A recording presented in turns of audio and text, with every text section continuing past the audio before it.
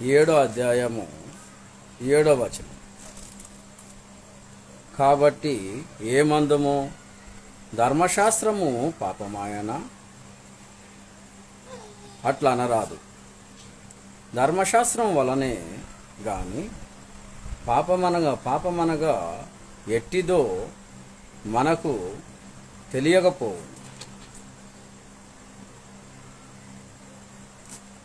ఆశింపవద్దని ధర్మశాస్త్రము చెప్పిన ఎడల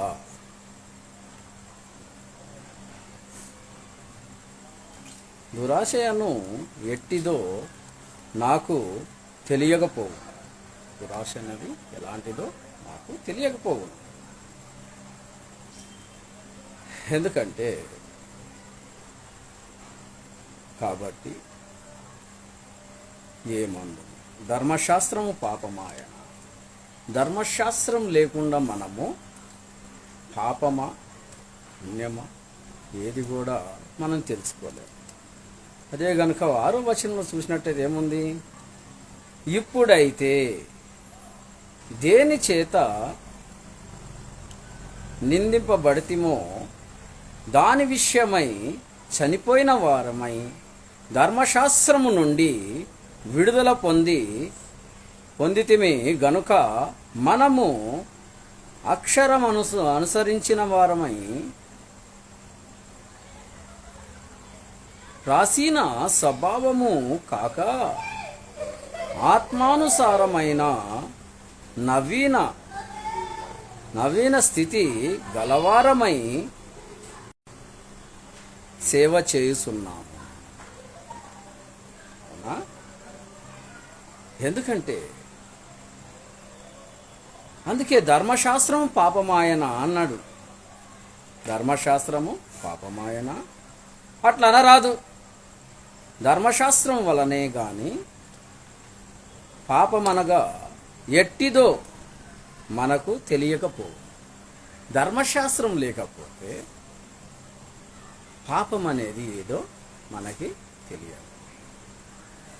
ఎందుకంటే ఈ వచనాన్ని బట్టి మనము ధర్మశాస్త్రము లేకుండా ధర్మశాస్త్రము నెరవేర్చబడి కొట్టివేయబడింది. అంటే మొత్తమే తీసివేయబడలేదు. దానిలో ఉన్న నీతిని మనము తెలుసుకోవాలి. అంటే 10 ఆజ్ఞలు ఉన్నాయి.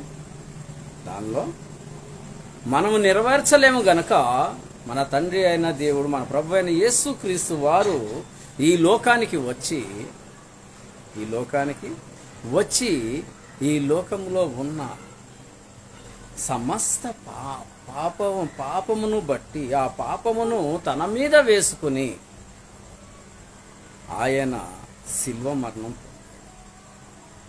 ఎందుకంటే ధర్మశాస్త్రంలో రాయబడిన ప్రతి ఒక్క చున్నైనను పొల్లైనను వదలకుండా ప్రవర్తన చేత రాయబడిన ప్రతి అక్షరమును కూడా నెరవేర్చాడు దేవుడు.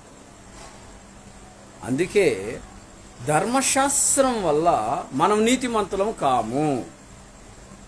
ధర్మశాస్త్రం వల్ల మనము నీతిమంతులం కాదు. ఎందుకంటే ధర్మశాస్త్రమే గనక అంత గొప్పది అనుకుంటే మరి క్రీస్తు రానవసరం లేదు. మన క్రీస్తు ప్రభువైన యేసు అందుకే ఈ యొక్క వాక్యమును మనము ధ్యానం చేద్దాం. ఈ వాక్యమును మనం ధ్యానిస్తాం. ఎందుకంటే నీవు చేయవలసిన ప్రతి మార్గాన్ని కూడా నీ దేవుడు గొప్పగా సిద్ధపరిచి ఉన్నాడు. అదే రోమా పత్రిక 3వ అధ్యాయము 20వ వచనం చూడండి. ఏలయనగా ధర్మశాస్త్ర సంబంధమైన క్రియల మూలముగా ఏ మనుష్యుడు ఆయన దృష్టికి నీతిమంతుడని తీర్చబడడు. ధర్మశాస్త్రం వలన పాపమనగా ఏమిటో తెలియబడుతున్నది. ధర్మశాస్త్రం వల్ల పాపం అనేది ఏదో మనకి తెలియపరచబడుతుంది.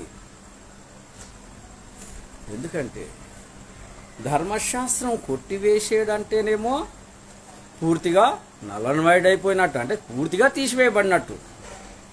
అట్లా అనరాదు అంటున్నాడు దేవుడే.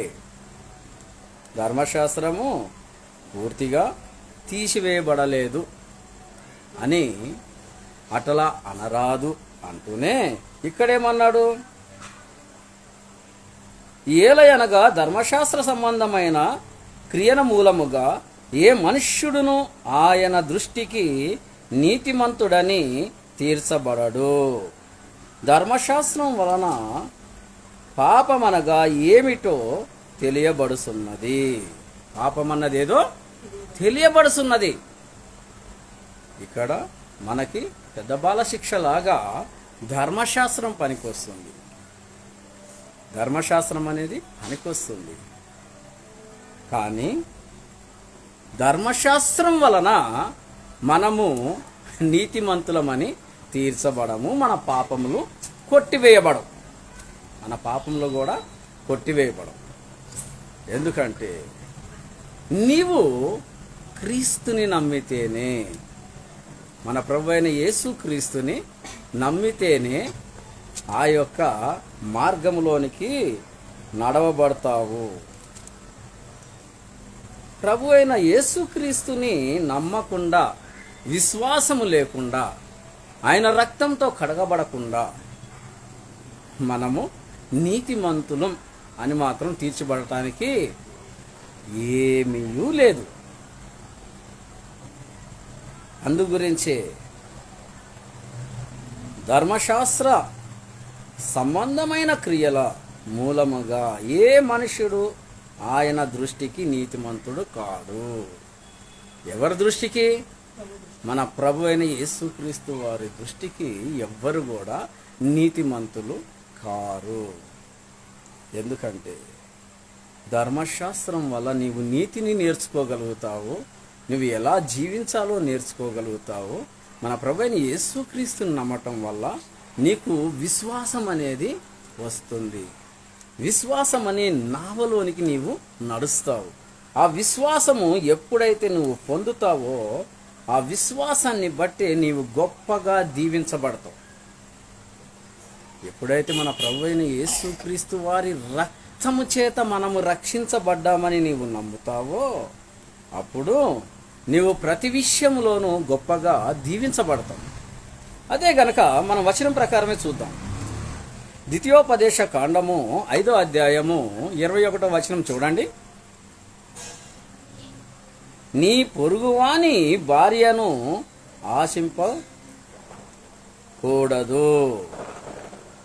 నీ పొరుగువాని ఇంటనైనను వాని పొలములోనైనను వాని దాసునినైనను వాని దాసీనైనను వాని ఎద్దునైనను వాని గాడిదనైనను నీ పొరుగువాని దగు దేనినైనను ఆశింపకూడదు. అవునా? ఎందుకంటే పొరుగువాని భార్యనైనా ఆశించొద్దు అన్నాడు. ఇంకేమన్నాడు? నీ పొరుగువాని ఇంట్లో ఉన్న పొలంలో ఉన్న దేన్నైనా కానీ ఆశించదు అని మనకి ధర్మశాస్త్రములో బోధించబడింది. మనకి ధర్మశాస్త్రములో బోధించబడింది. మరి నీ పొరుగువాడు భార్యని ఆశించకూడదన్నది సత్యమే. అవునా? సత్యమే. నీ పొరుగు వాని ఇంటనైనా ఉన్న దాసునైనా కానీ నీవు ఆశించకూడదు. నా పనివాడు బాగాలేదు, ఇంకోవని పనివాడిని తీసుకోమని చెప్తానికి కూడా వీల్లేదు. అయితే అదే గనక నీవు రోమా పత్రిక 7వ అధ్యాయము 8వ వచనం చూడండి ఎవరన్నా.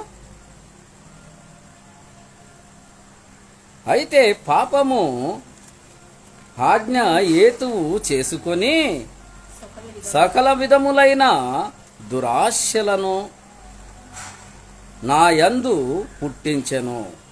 ధర్మశాస్త్రము లేకుండా పాపము మృతము.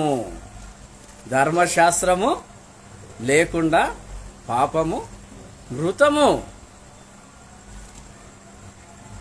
ఎందుకంటే ధర్మశాస్త్రమే గనక నీకు లేకపోతే పాపం అనేదే లేదు.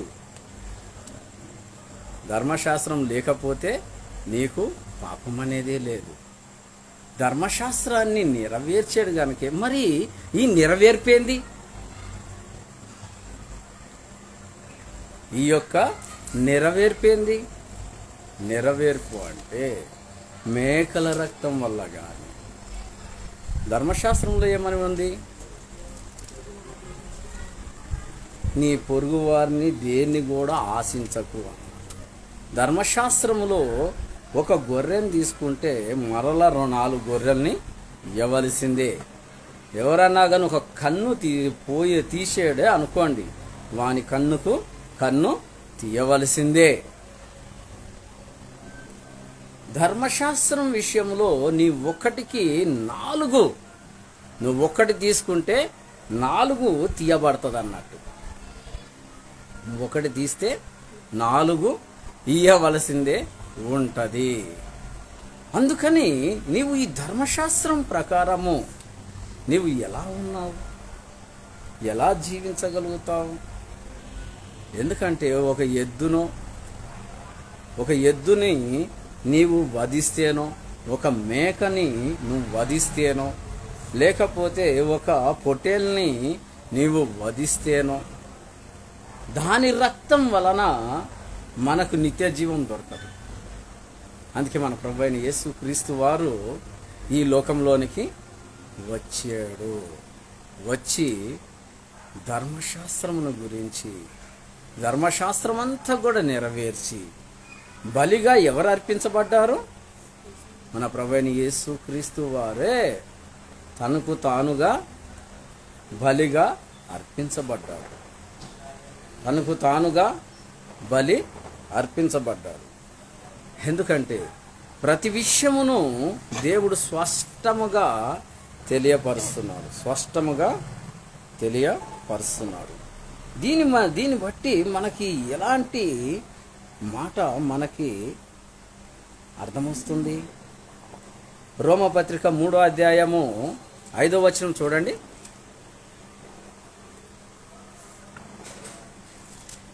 మన దుర్నీతి దేవుని నీతికి ప్రసిద్ధి కలగజేసిన ఎడల ఏమందుము? ఏమంటున్నాడు? మన దుర్నీతి దేవుని నీతికి ప్రసిద్ధి కలగజేసిన ఎడల ఏమందుము? ఉగ్రతను చూపించు దేవుడు అన్యాయస్తుడనా? ఉగ్రత చూపెట్టే దేవుడు అన్యాయస్తుడనా? నేను మనిషి రీతిగా మాట్లాడుతున్నాను. నేను మనిషి రీతిగా మాట్లాడుతున్నాను. దేవుడు అన్యాయస్తుడా? నీవు పాపం చేస్తే ఆ పాపము నుండి నిన్ను ఎలా విడుదల చేస్తా అంటున్నాడు దేవుడు? నిన్ను ఎలా విడుదల చేస్తా అంటున్నాడు?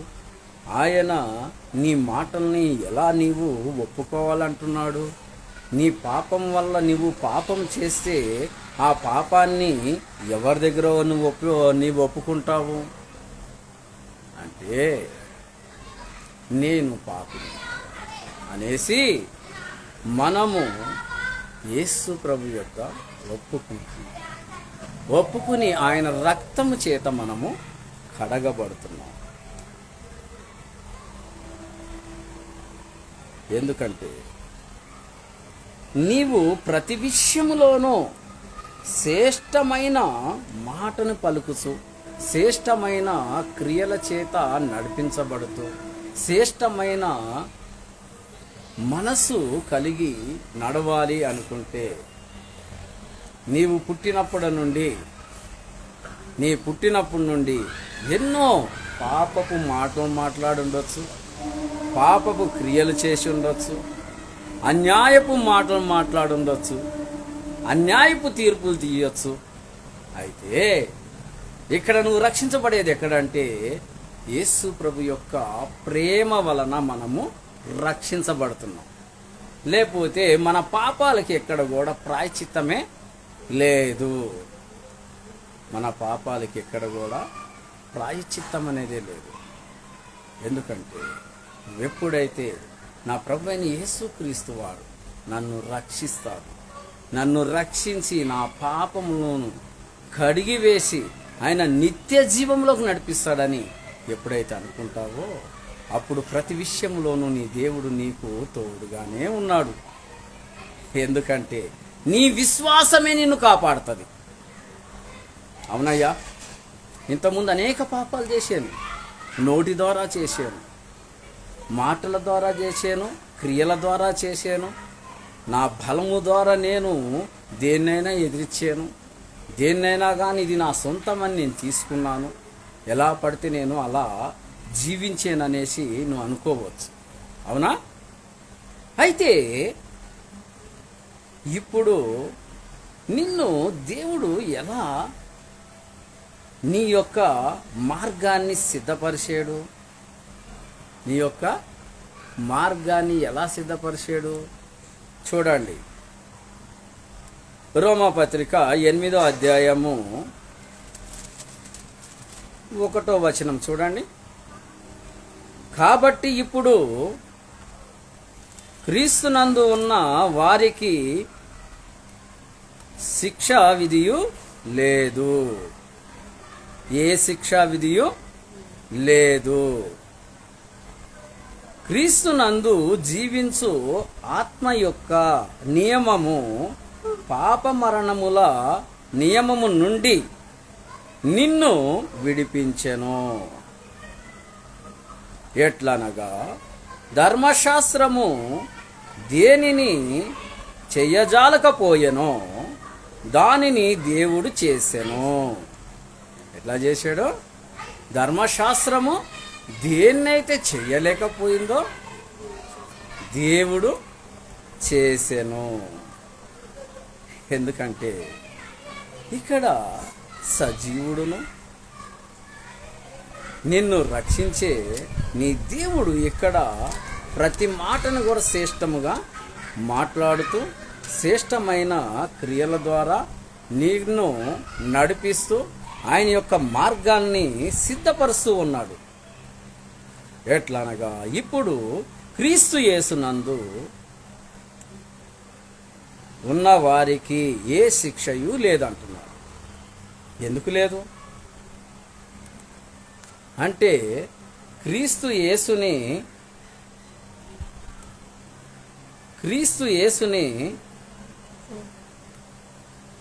నీవు నమ్మినప్పుడు ఏ శిక్ష లేదు అంటున్నాడు. ఎందుకంటే నీవు ఏం ఒప్పుకుంటున్నావు? ఇక్కడ ప్రభువును రక్షకుడైన యేసుక్రీస్తును మనము ఒప్పుకుంటున్నాం. యేసుక్రీస్తును మనము నా సొంత రక్షకుడని ఒప్పుకుంటున్నాం. అందుకే ఏ శిక్షా విధియు లేదు అంటున్నాడు. ఏ యొక్క శిక్షా విధియు లేదు అంటున్నాడు. ఎందుకంటే దేవుడు చేసే ప్రతి క్రియ కూడా, ప్రతి కార్యము కూడా మనకి శ్రేష్టంగా తెలవబడుతుంది. ఎందుకంటే దేవుడు చేయు ప్రతి విషయమును కూడా మనం గలతీ పత్రిక 3వ అధ్యాయము 13వ వచనంలో చూసినట్లయితే ఏ శిక్షా విధియు ఈ రోజున దేవుని నమ్మి నువ్వు నడిచినప్పుడు నువ్వు నీతిని బట్టే నడుస్తావు, విశ్వాసమును బట్టి నువ్వు రక్షించబడతావు. నీతిని బట్టి, విశ్వాసమును బట్టి నీవు రక్షించబడతావు. చూడండి, గలతీ 3:13.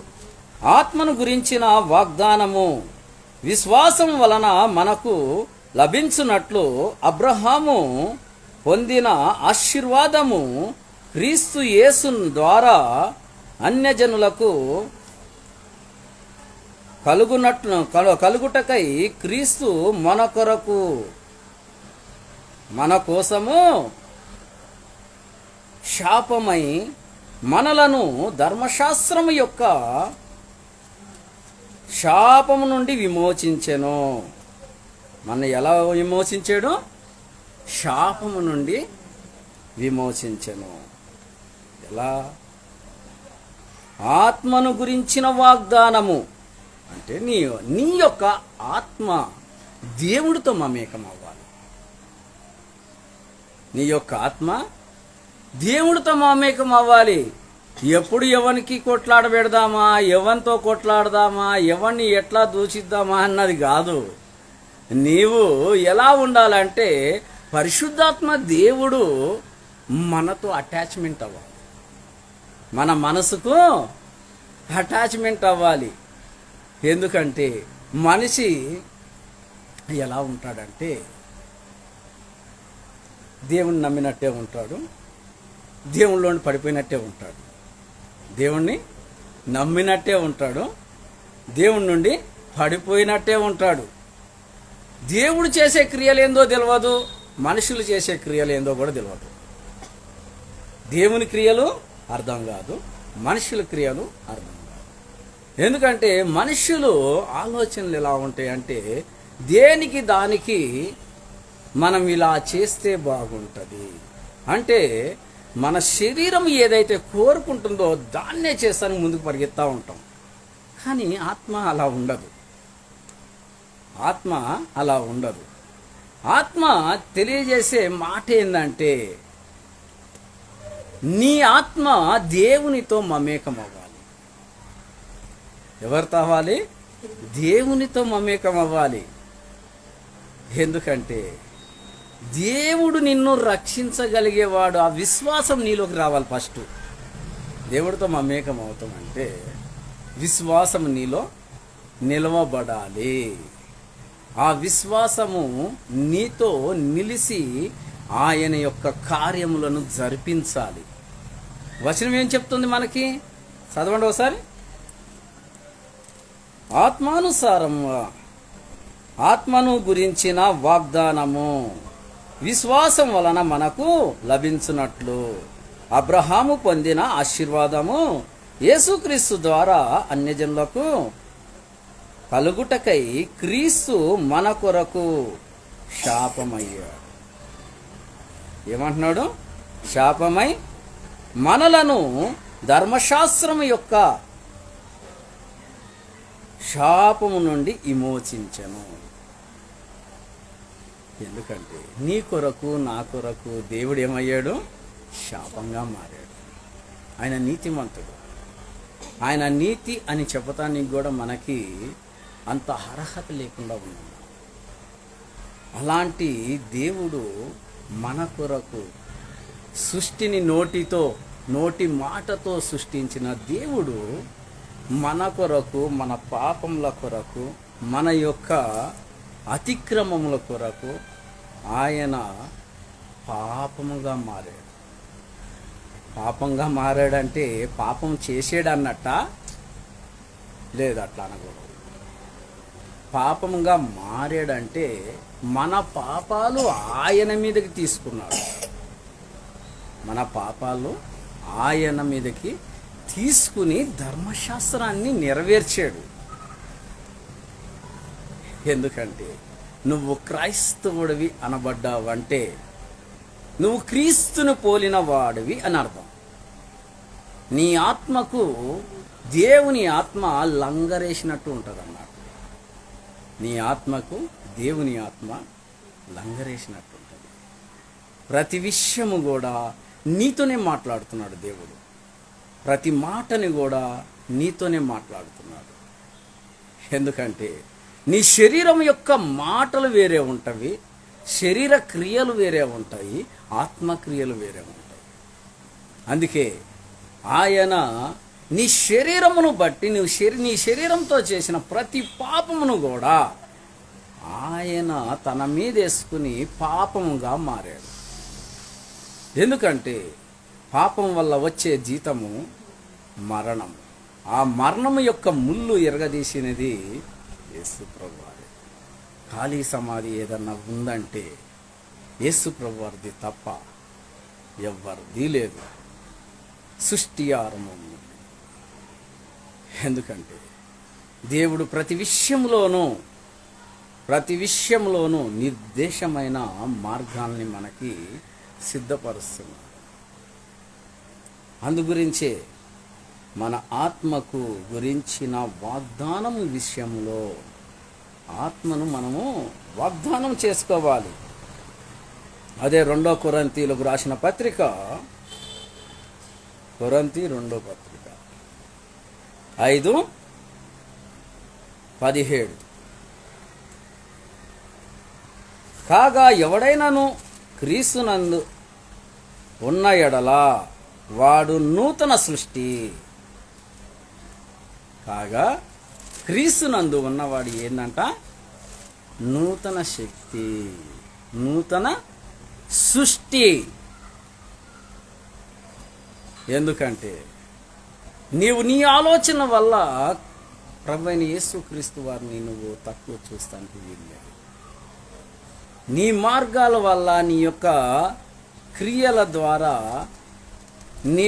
నేను నూతన సృష్టి అనుకోకూడదు. ప్రభువైన యేసుక్రీస్తు వారు నీలో ఉదయిస్తే నూతన సృష్టి. ప్రభువైన యేసుక్రీస్తు వారు నీలో ఉదయించినట్లయితే నీవు నూతన సృష్టి అవుతావు. ఎందుకంటే మన యొక్క పాపపు ఆలోచనలు, పాపపు క్రియలు, పాపము యొక్క మార్గాల్ని మనం విడిచిపెట్టినప్పుడు మనం నూతన సృష్టిగా నిలిచిపోతాం.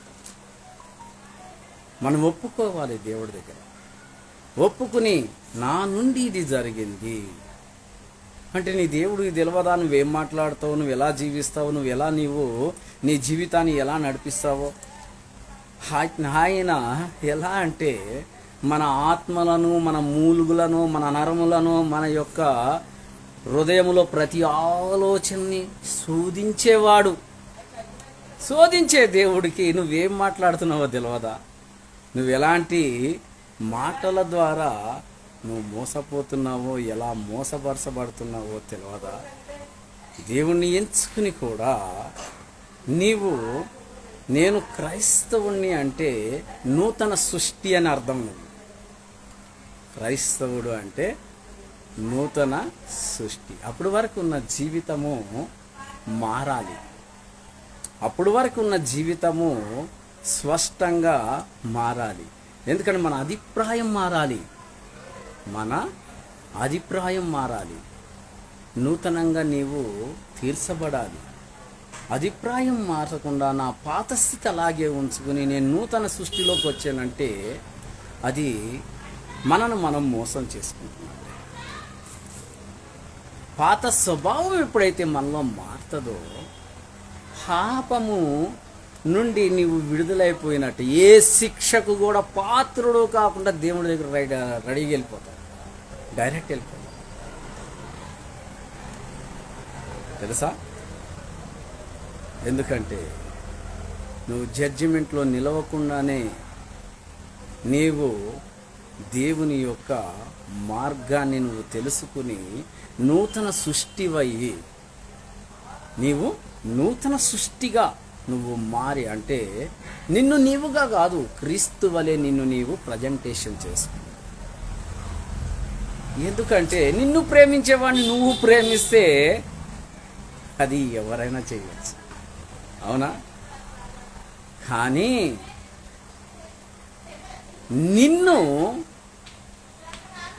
నిన్ను వ్యతిరేకించేవాడిని కూడా నువ్వు ప్రేమతో చేయగలిగితే, చూడగలిగితే అది నూతన సృష్టిగా ఉంటుంది. అది నూతన సృష్టి. ఎందుకంటే నూతన సృష్టి అనగానే మన ఆలోచన ప్రకారం దేవుణ్ణి నడుస్తాం కాదు. మనకిష్టం వచ్చిన ప్రకారం దేవుడు నిలవటం కాదు, మనమే దేవుడిలోనికి నడుస్తాం. మన ఇష్ట ప్రకారంగా మనకి ఇదైతేనే మంచిది, ఇది కాకపోతే మంచిది అన్నట్టు కాదు. ఎందుకంటే నీవు మనకిష్టం వచ్చినట్టు మనము దేవుణ్ణి కూడా ఎలా చేస్తామంటే ప్రతి విషయంలోనూ తన యొక్క కార్యమును మనము తెలుసుకోలేకపోతున్నాం. నూతన సృష్టి అంటే ఏమనుకుంటున్నామంటే మనసు మారాలి అంటే నూతన సృష్టిగా మారాలి. మన పాపములను ఒప్పుకుని దాన్ని విడిచిపెట్టాలి. నేను ఇంకాను పాత జీవితంలో ఒకప్పుడు బాగా ఒకడి మీద ఒకడికి బాగా తగాదులు పెట్టేవాడిని, లేకపోతే ఒకడిని నేను బాగా కొట్టేవాడిని, లేకపోతే నేను ఒకడిని బాగా హింసించేవాడిని అనుకుంటే నీవు అప్పుడు నా జీవితం తెలుసా, నేను ఒకప్పుడు ఎట్లా ఉన్నానో తెలుసా అనుకుంటే నువ్వు ఆ పాత జీవితాన్ని వదిలిపెడతలేదు. అక్కడ ఒకప్పుడు నేను ఎట్లా ఉన్నానో తెలుసా అన్నట్టయితే దాన్ని గుర్తుంచుకుని ఒక పక్కన పెట్టి మళ్ళీ నేనంటే ఏందో తెలుసా అన్నావు అనుకో, నీ పాత జీవితం కూడా నీ పక్కనే ఉన్నట్టు. ఇంకా నువ్వు నూతన సృష్టి ఎట్లా అవుతావు అన్నట్టు అవగలుగుతారా? నీ జీవితం మారాలి, నీ ఆలోచన మారాలి.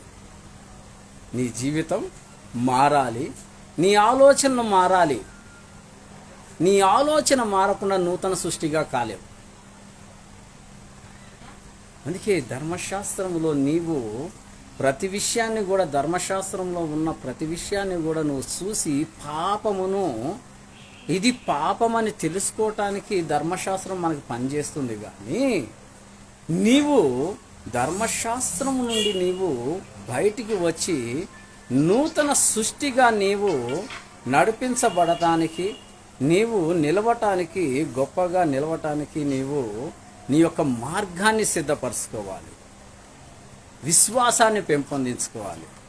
ప్రభువా, ఈరోజు వరకు నేను జీవించిన జీవితము నా ఇష్ట ప్రకారమే ఉన్నానయ్యా, ఇక నుండి నీ చిత్త ప్రకారమే నేను జీవిస్తాను, నీ యొక్క చిత్త ప్రకారమే జీవిస్తాను. నువ్వేమనుకుంటావంటే నేను ఇప్పుడు ఒప్పుకుంటాను, ఆ తర్వాత నా పోలికలేందో నేను చూపెడతాలే అనుకుంటే దేవుడికి తెలుసు, దేవునికి ఆ విషయము తెలుసు. నువ్వు ఎలా ఉంటావు, ఎలా నడుస్తావు అన్నది దేవునికి తెలుసు. దేవుడు ఏది కూడా చూడకుండా ఏం లేడు, నా ఇష్టం వచ్చినట్టు నేను జీవిస్తాలే అనేసి. ఏమంటున్నాడు ఇదే వచనంలో చూడండి, పాతవి గతించెను, ఇదిగో కొత్త వాయను. పాతవి గతించెను, కొత్తవి ఆయను. ఎందుకంటే నీ మాటలు మారకపోతే, నువ్వు చూసే చూపు మారకపోతే, నువ్వు ఆలోచించే ఆలోచన మారకపోతే, నువ్వు నడిచే నడత మారకపోతే నూతన స్వభావం రాదు. ఎందుకంటే నిన్ను తగ్గించుకోవాలి. నువ్వు తగ్గించుకుని క్రీస్తులో నీవు ఎదగాలి. ఎదగటం అంటే ఒకడి మీద ఒకడు ఏడుస్తాం కాదు, ఒకడి మీద ఒకడు చెప్పుకోవటం కాదు, లేకపోతే ఒకడినొకడు తొక్కుకోవటం కాదు, ఎవరిని పడితే వాడిని ఇష్టం వచ్చినట్లు మాట్లాడటం కాదు. అది ఎదగటం అనరు. ఏది ఎదగటం అంటే నువ్వు క్షమించగలిగే మనసు ఉండాలి, అర్థం చేసుకునే మనసు ఉండాలి. క్షమాపణని మన ప్రభువైన యేసుక్రీస్తు వారు ఎలాగైతే క్షమించే గుణం ఉన్నదో ఆ గుణం అనేది నీలో ఉండాలి. అవును, నీ పట్ల అనేకులు వ్యతిరేకంగా ఉన్నారేమో, నీ జీవితంలో నిన్ను శాసించే దేవుడై ఉండాలి. నీ పక్షమున యుద్ధము చేసేందుకు దేవుడికి ఏమి ఇవ్వాలి? సమయం ఇవ్వాలి. నీ పక్షముగా యుద్ధము చేసే దేవునికి ఏమి ఇవ్వాలి? సమయం ఇవ్వాలి. నీ అంతటా నీవే ఇష్టం వచ్చినట్టు బ్రతుకుతాను, అయినా కానీ నేను దేవుడు బిడ్డని, నేను మారేను అనుకుంటే మారినట్టు కాదు. నువ్వు అనుకుంటే మారినట్టు కాదు. ఎదుట వాడు అనాలన్నట్టు నువ్వు మారేవని. నువ్వు క్రీస్తు పోలికలోనికి వచ్చేవనేసి ఎదుట మనిషి నిన్ను ఆధిక్యంగా తీసుకోవాలి. నువ్వు నూతన సృష్టి అవ్వాలప్పుడు. నూతన స్వభావం ఉండాలి నీది. ఎందుకంటే నీలో లోకము ఎంతకాలం అయితే ఉంటుందో ఆ యొక్క విశ్వాసం మందు నువ్వు నిలవలేవు. చూడండి, యోహాను సువార్త 3వ అధ్యాయము 18వ వచనం. ఆయన యందు విశ్వాసించు వారికి తీర్పు తీర్చబడదు. ఏమన్నాడు? ఆయన యందు విశ్వాసముంచు వానికి తీర్పు తీర్చబడదు. నిన్ను తీర్పులోనికే తీసుకొని అంటున్నాడు. అయినను మన మనసును మనం నిలవలేక, మన నోటికి మనము తాళం వేసుకోలేక, మన మార్గాన్ని మనమే సిద్ధపరచుకుంటూ నడిచినప్పుడు మాత్రము కంపల్సరీ జడ్జిమెంట్లో నిల్చోవాల్సి వస్తుంది.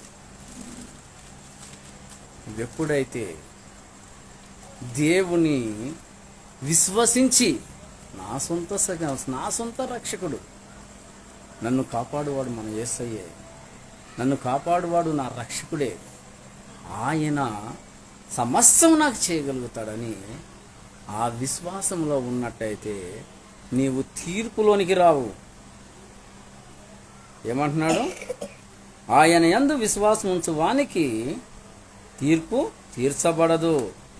విశ్వసించని వాడు దేవుని అద్వితీయ కుమారుణ్ణి నామమందు విశ్వాసం ఉంచలేదు గనుక వానికి ఇంతకు మునిపే తీర్పు తీర్చబడెను అన్నాడు. అంటే విశ్వాసం ఉంచిన వానికేమో తీర్పులోనికి రామంటున్నాడు. ఎవరైతే దేవుని విశ్వసించలేదో వానికి మాత్రము తీర్పు మాత్రం తీర్చబడే ఉన్నది. చూడండి, మరి ఈ రోజైనా కానీ మనము మన జీవితాల్ని మార్చుకోగలుగుతున్నామా? మన జీవితాల్ని మార్చగలిగే మనసు మనకు ఉంటుందా? లేకపోతే ఆ విశ్వాసము దేవుడి మీద పెడుతున్నామా?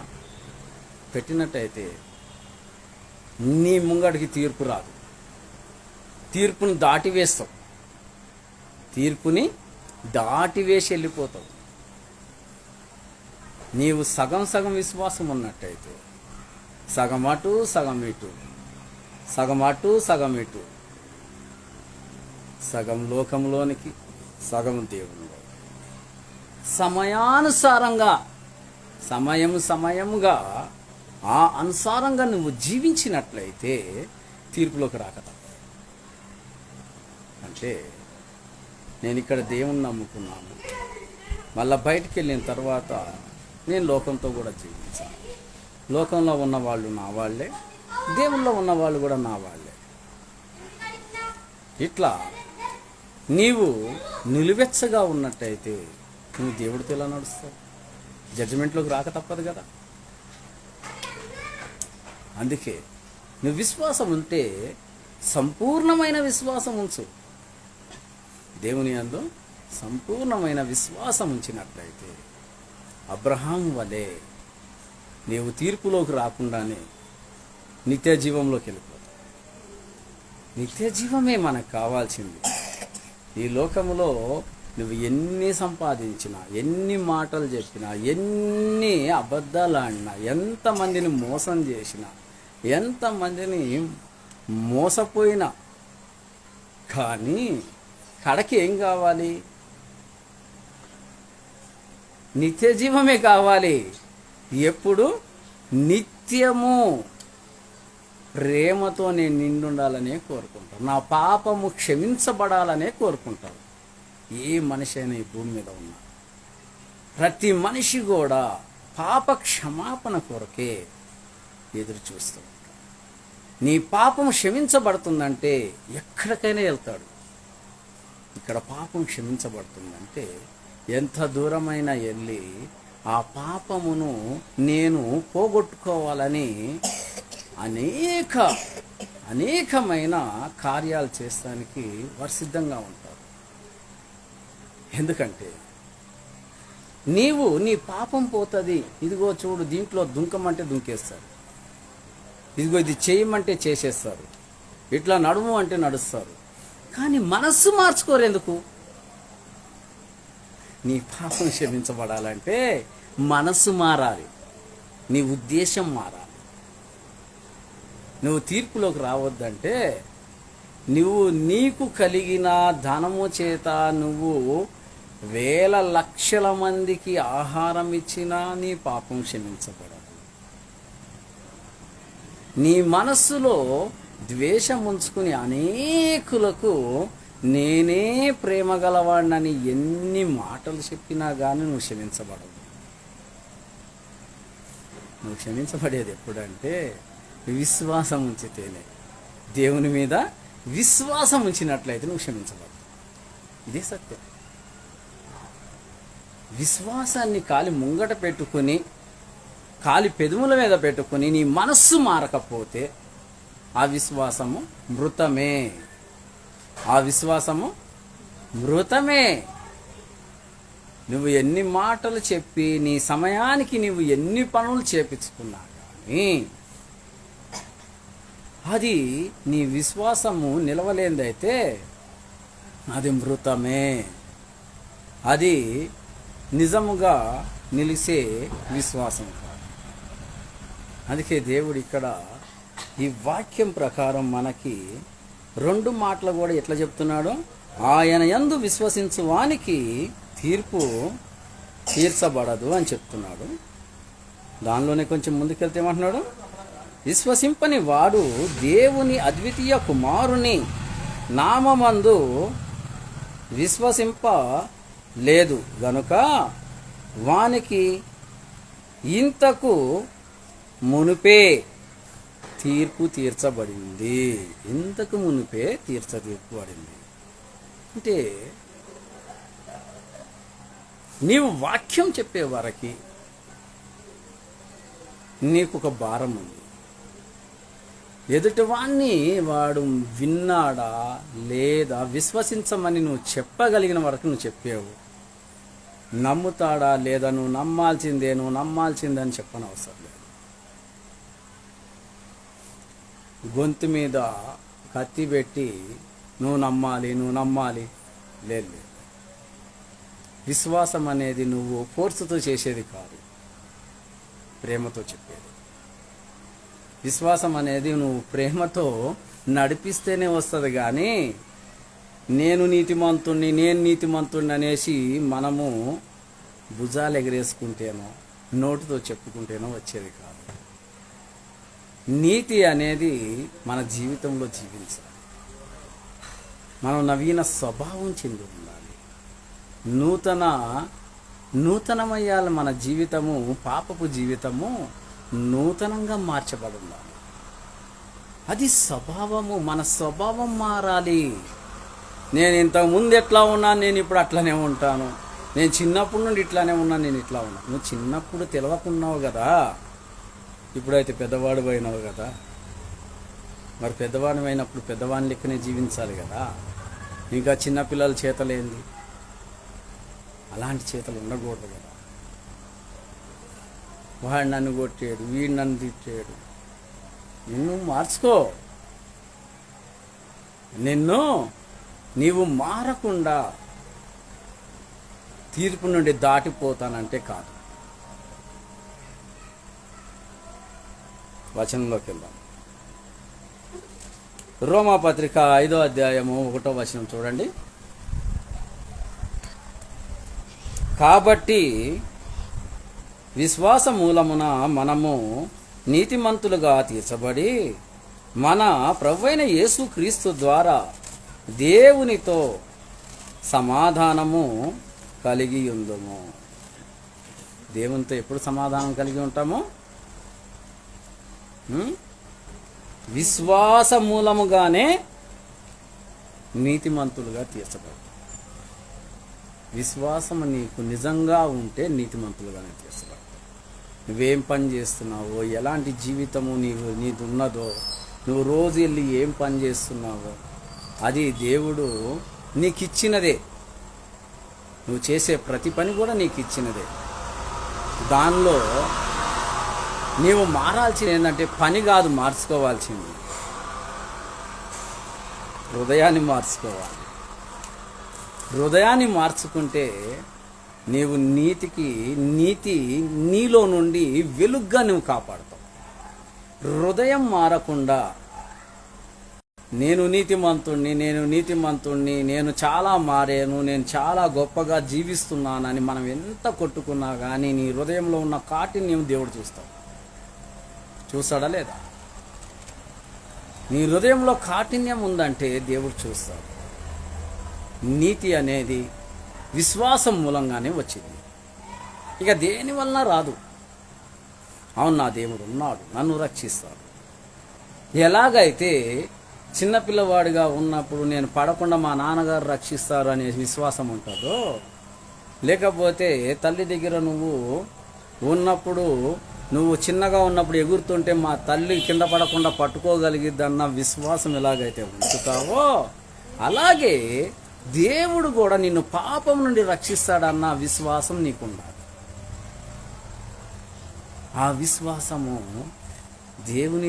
దేవుని నమ్మటం వల్ల, విశ్వసించడం వల్ల నీకు కలుగుతుంది. కానీ నీ క్రియల మూలంగానో లేకపోతే నీ మాటల రూపంగానో కాదు.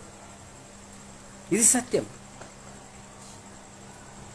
ఫిలిప్పీయులకు రాసిన పత్రిక 3వ అధ్యాయము 9వ వచనం చూడండి. క్రీస్తును సంపాదించుకొని ధర్మశాస్త్రమైన నా నీతిని గాక క్రీస్తునందలి విశ్వాసం వలనైనా నీతి అనగా విశ్వాసమును బట్టి దేవుడు అనుగ్రహించు నీతి గలవాడనై ఆయన యందు అగపడు నిమిత్తము నీవు పోరాడాలి. అగపడు నిమిత్తము నీవు పోరాడాలి. ఎందుకంటే క్రీస్తును సంపాదించుకోవాలి. క్రీస్తును సంపాదించుకోవాలంటే ఆయన నీతిని సంపాదించుకోవాలి, ఆయనలో నిలవటం నేర్చుకోవాలి. నీవు నీతిమంతుడు అని ఇంకొకడు పాపి అనేసి వానికి దూరం పెట్టేసి, వానిలో ఏ మాత్రం మార్పు లేకుండా నీలోనే మార్పుని వాడు చూస్తూ ఉంటాడన్న సంగతి నువ్వు మర్చిపోతున్నావు. ఎవరినైతే పాపి అంటున్నావో, నీవు నడిచిన ఆ నడతే వానిలో ఆ పాపాన్ని లేపుతుంది. నిన్ను చూసి ఏ వాక్యము లేకుండా అతని జీవితం మార్చబడాలి, ఆమె జీవితం మార్చబడాలి. వాక్యం బోధించకుండానే నీ విశ్వాసాన్ని చూసి, నీ మనస్తత్వాన్ని చూసి, నువ్వు మాట్లాడే మాటను బట్టి వారు నీతిలోకి మారాలి, నిజంలోనికి నడవాలి. నీతి అంటే ఇంకా ఏదో అనుకునేరు, నిజము, సత్యము. ఎందుకంటే దేవుడు క్రీస్తును సంపాదించుకోండి అంటున్నాడు. మనము ఏం సంపాదించుకుంటున్నామో మనకు తెలుసు. మాటను సంపాదించుకుంటున్నామా, క్రోధాన్ని సంపాదించుకుంటున్నావా, ఒకడి మీద ఒకడు గొప్పతనాన్ని సంపాదించుకుంటున్నామా, ఎలాంటి జీవితం జీవిస్తున్నామా అన్నది మనకు తెలుసు. ఎందుకంటే నిన్ను మారుస్తానికి ఒక మనిషి వచ్చి మారనవసరంలే, వాక్యమే మారుస్తుంది. వాక్యమే నిన్ను నిత్య జీవానికి తీసుకెళ్తుంది. వాక్యమే నిన్ను గొప్పగా దీవిస్తుంది. చూడండి, యోహాను సువార్త 5వ అధ్యాయము 24వ వచనం.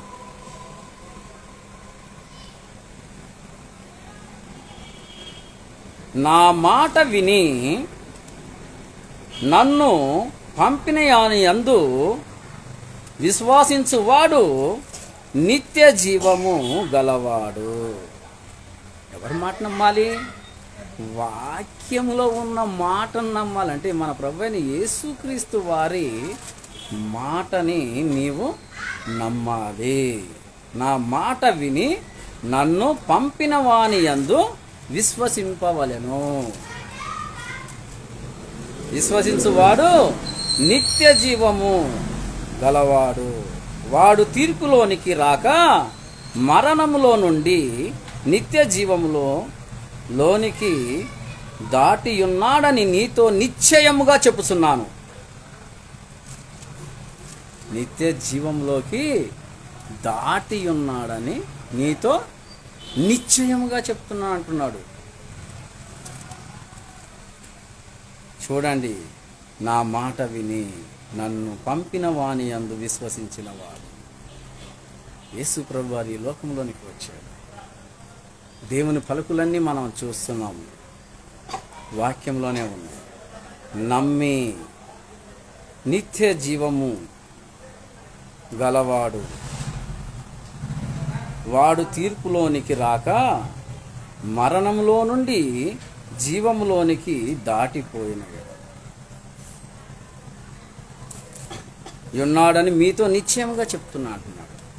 నువ్వు మరణం పొందు, నిత్య జీవంలోనికి నడిచి వెళ్ళిపోతావు. అలాగే రోమాపత్రిక చూడండి, రోమాపత్రిక 8వ అధ్యాయము 34వ వచనం చూడండి. శిక్ష విధించువాడు చనిపోయిన క్రీస్తు యేసు అంతేకాదు, మృతుల్లో నుండి లేచిన వాడును దేవుని కుడిపార్శ్వమున ఉన్నవాడును మన కొరకు విజ్ఞాపనము కూడా చేయువాడును ఆయనే. ఎవరు చేస్తారంటున్నారు? ఏమంటున్నాడు? శిక్ష విధించువాడు చనిపోయిన క్రీస్తుయే. స్పష్టంగా తెలియజేస్తున్నాడు. శిక్ష విధించువాడు చనిపోయిన క్రీస్తుయే.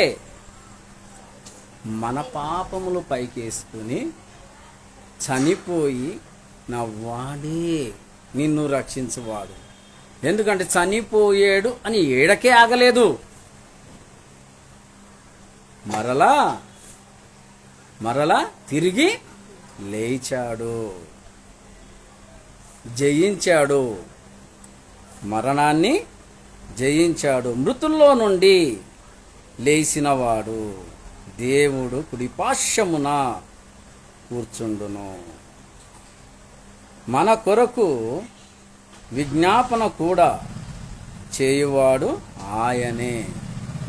మన కొరకు విజ్ఞాపన చేయువాడు కూడా ఆయనే. విజ్ఞాపన చేసేవాడు ఆయనే. మన కొరకు చనిపోయిన వాడు ఆయనే. ఎందుకంటే నీవు రక్షించబడాలని ఆయనే. మనకి ప్రార్థన రాకపోయినా, మనం జీవించే జీవితం సరిగా లేకపోయినా ఆయన ఏం చేస్తున్నాడంటే నీ కొరకు నా కొరకు చెప్పచక్కని కాని మూలుగులతో ప్రార్థన చేయవాడు ఆయనే, తీర్పు తీర్చువాడు కూడా ఆయనే. చూడండి, మనం రక్షించగలిగేవాడు ఆయనే అయ్యండి, తీర్పు తీర్చేవాడు కూడా ఆయన అయి ఉంటే ఎంత క్షేమంలో ఉన్నామో చూడండి. మనం ఎంత క్షేమాభివృద్ధిలో ఉన్నామో చూడండి. మనం ఎంత విశ్వాసం ఉంచాలో చూడండి. మన విశ్వాసము దేవుని యందు ఉంచినట్లయితే ప్రతి విషయంలోనూ నువ్వు గొప్పగా దీవించబడతావు. ప్రతి విషయంలోనూ నీ మార్గము సిద్ధపరచబడుతుంది, నీ క్రియలు సిద్ధపరచబడతాయి. ఎందుకంటే మన ప్రయత్నం ఏముండాలంటే నిత్య జీవంలోనికి వెళ్తానికే ఉండాలి. ఎందుకంటే నీవు మనుష్యుల ఆలోచన చొప్పున నువ్వు నడిచినట్లయితే నిత్య జీవంలోకి వెళ్ళావు. మనుషుల ఆలోచన చొప్పున నడిచినట్లయితే నిత్య జీవంలోనికి అస్సలు నడవలేవు, వెళ్ళలేవు. అందుకే దేవుడు నీకు ఏం చెప్తున్నాడు? చూడండి, రోమాపత్రిక 4వ అధ్యాయము 7వ వచనం చూడండి. ఏలయనగా తన అతిక్రమములకు పరిహారము నొందినవాడు, తన పాపమునకు ప్రాయశ్చిత్తము నొందినవాడు ధన్యుడు. ఏమన్నాడు ఇప్పుడు? ఏలయనగా తన అతిక్రమములకు ప్రాయశ్చిత్తము నొందినవాడు, తన పాపమునకు ప్రాయశ్చిత్తము నొందినవాడు ధన్యుడు. ఎందుకంటే తన అతిక్రమములు ఒప్పుకున్నవాడు ధన్యుడే, దానికి ప్రాయశ్చిత్తం చేసుకున్నవాడు కూడా ధన్యుడే.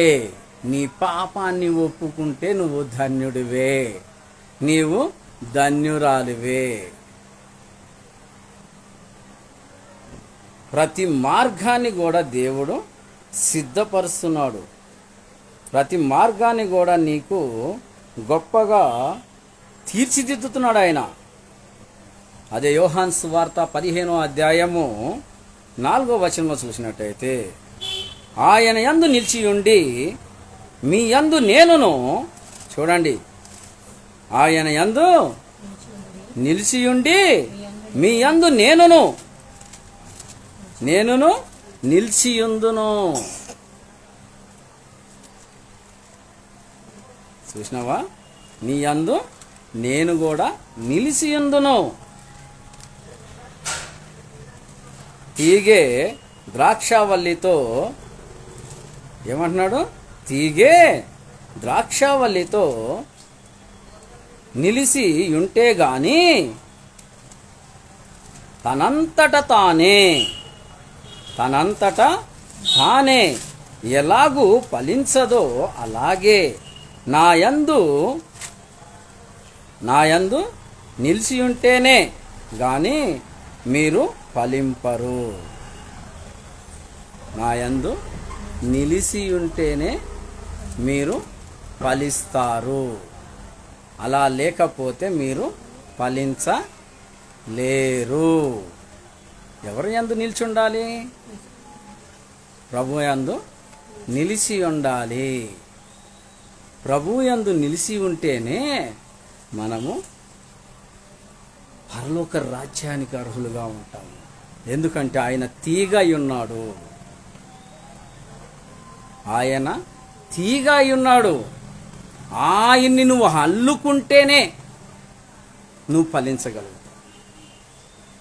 ఆయనలో నువ్వు ఎదిగితేనే నీవు ఫలించగలుగుతావు. ఆయనలో ఎదగకుండా నువ్వెక్కడ కూడా ఫలించలేవు. సర్వసత్యములోనికి నడవలేవు. సర్వ మార్గములోనికి నువ్వు నడవలేవు. అందుకే దేవుడు ఏం చెప్తున్నాడు? ఒకసారి చదవండి. నా యందు నిలిచియుండుడి, మీ యందు నేనును నిలిచియుండు. నా యందు మీరు నిలవండి, నేను కూడా మీ యందు నిలిచియుందును. తీగ ద్రాక్షావల్లితో నిలిచి ఉంటేనే గాని తనంతట తాను ఎలాగు ఫలించదో అలాగే నా యందు నిలిచియుంటేనే గాని మీరు ఫలింపరు. దేవుని యందు నిలిచి ఉంటేనే మనము ఫలిస్తాము. ఎందుకంటే నీవు నేను చేసే ప్రతి కార్యం కూడా గొప్పది అనుకుంటే మనం దేవుని యందు ఎదిగితేనే మనం ఫలించగలుగుతాం. ఆయన తీగ అయితే నువ్వు ద్రాక్షవల్లిలాగా దేవుణ్ణి అట్టుకుని పోవాలి, దేవుణ్ణి అనుసరించిపోవాలి. దేవుణ్ణి అనుసరించిపోతేనే నీవు ఫలించబడతావు. దేవుని అనుసరిస్తేనే నీవు ఫలిస్తావు. చూడండి, రోమాపత్రిక 8వ అధ్యాయము 4వ వచనంలో చూడండి ఏమంటున్నాడు. దేవుడు తన సొంత కుమారుని పాప శరీరముతో పంపి ఆయన శరీరమందు పాపమునకు శిక్ష విధించెను. ఇప్పుడు సంపూర్ణమయ్యింది. అవునా? ఏమన్నాడు? దేవుడు తన సొంత కుమారుణ్ణి పాప శరీరముతో పంపి ఆయన శరీరమందు పాపమునకు శిక్ష విధించెను. అంటే మన కొరకు ఆయన పాపముగా మారాడు. అవునా? అందుకే ధర్మశాస్త్రం వల్ల ఎవరు కూడా రక్షించబడలేదు అని చెప్పాడు. అందుకే ధర్మశాస్త్రం ద్వారా నీవు ఫలించలేవు అని చెప్పాడు. దేవుని మాటని మన మనస్సులో నింపుకొని నడిచినట్లయితే నీవు నిత్య జీవంలో ఉంటావు, ఏ తీర్పులోనికి పోవు. యేసయ్య పరిశుద్ధ నామముకే మహిమ కలుగును గాక. ఆమేన్. రండి ప్రార్థనలో. సర్వాధికారి నా అబ్బా, నా దేవా, నీలో ఫలిస్తేనే గాని నా తండ్రి మేము నిత్య జీవంలోకి, ధర్మశాస్త్రము నా తండ్రి నా దేవా మమ్మల్ని నా తండ్రి నీతిమంతులుగా తీర్చదొడలేదని నా తండ్రి మాకు ఇచ్చిన వాక్యం ప్రకారం తెలియజేసిన ప్రభా, నీలో విశ్వసించి నీలో ఎదిగితేనే నా తండ్రి నా దేవా మేము ఫలించగలుగుతామని నా తండ్రి మాకు నేర్పిన దేవుడవు, మాతో మాట్లాడిన దేవుడవు నీవే నా తండ్రి. నిత్యమైన కృపల్లోకి భద్రపరిచి అగ్నికంచి వేసి కాపాడుతూ సమస్త బాధల నుండి, సమస్త ఇబ్బందుల నుండి, సమస్త శోధనల నుండి, సమస్త వేదనల నుండి విడుదల చేసి నిన్ను నీవే మహింపరచుకున్నందుకు నీ పాదాలకు వందనాలేసయ్యా.